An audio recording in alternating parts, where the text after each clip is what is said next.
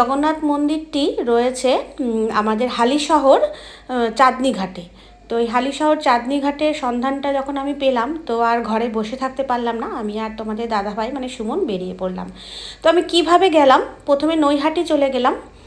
আর নৈহাটিতে তোমরা সবাই জানো, মেন লাইনে ট্রেনে উঠলেই নৈহাটি স্টেশন নামতে হবে, এবং নৈহাটি 1 নম্বর প্ল্যাটফর্মে নেমেই ওখান থেকে আমরা টোটো করে নিলাম। এই যে দেখতেই পাচ্ছ, নৈহাটি স্টেশন থেকে আমরা বেরিয়ে এসেছি। একটা সাইড চলে যাচ্ছে বড়মার দিকে, আর একটা সাইড চলে যাচ্ছে কিন্তু এই চাঁদনী ঘাটের দিকে। তো ওখান থেকে আমরা একটা টোটো করে নিলাম। টোটোকে বললাম যে নৈহাটি জুট মিল যাব, চাঁদনী ঘাট। তো বললেই টোটোওয়ালা আমাদেরকে একদম নিয়ে চলে গেল চাঁদনী ঘাট। আর তোমরা যদি নাও বুঝতে পারো, তোমরা বলবে যে নৈহাটি জুট মিল চাঁদনী ঘাট বা জগন্নাথ মন্দিরে যাব, বললেই তোমাদেরকে টোটোওয়ালা নিয়ে যাবে। হয়তো 15 থেকে 20 টাকা ভাড়া নেবে টোটো, বা আসতে 20 টাকা, 40 টাকার মধ্যে কিন্তু তোমাদের হয়ে যাবে একদম সেই নৈহাটি জুট মিল চাঁদনী ঘাটে যাওয়া। তো যেতে যেতেই আমাদের সাথে রাস্তায় দেখা হয়ে গেছিলো এই জগন্নাথ মন্দিরের এই বাড়িরই এক দাদা ভাইয়ের সাথে। তো মাঝ রাস্তায় যখন আমরা জিজ্ঞাসা করছিলাম, তো ভাগ্যবশত এই দাদা ভাইকেই জিজ্ঞাসা করে ফেলেছি, এবং এই যে গোলাপি শার্ট পরা যে দাদা ভাইকে দেখছো, এই দাদা ভাইকেই আমরা জিজ্ঞাসা করে ফেলেছি। আর এই দাদাভাই আমাদের নিয়ে চলে গেল, কারণ এই দাদাভাইয়ের বাড়িতেই কিন্তু জগন্নাথ রয়েছে।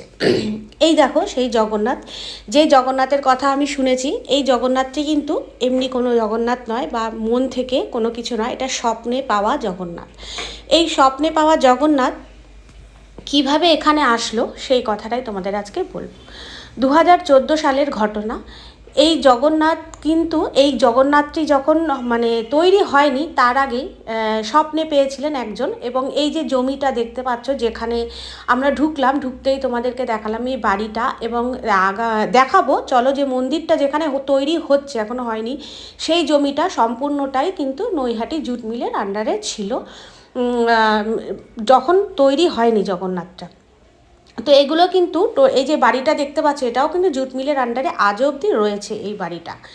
তো এই যে জগন্নাথ যখন তৈরি হয়নি, একটি জুট মিলের আন্ডারে একটি নিম গাছ ছিল। তো জুট মিলে এরকম অনেক বড় বড় গাছই থাকে, যে গাছগুলো খুব বেশি বড় হয়ে গেলে জুট মিলের মালিকরা তারা বিক্রি করে দেন বাইরে।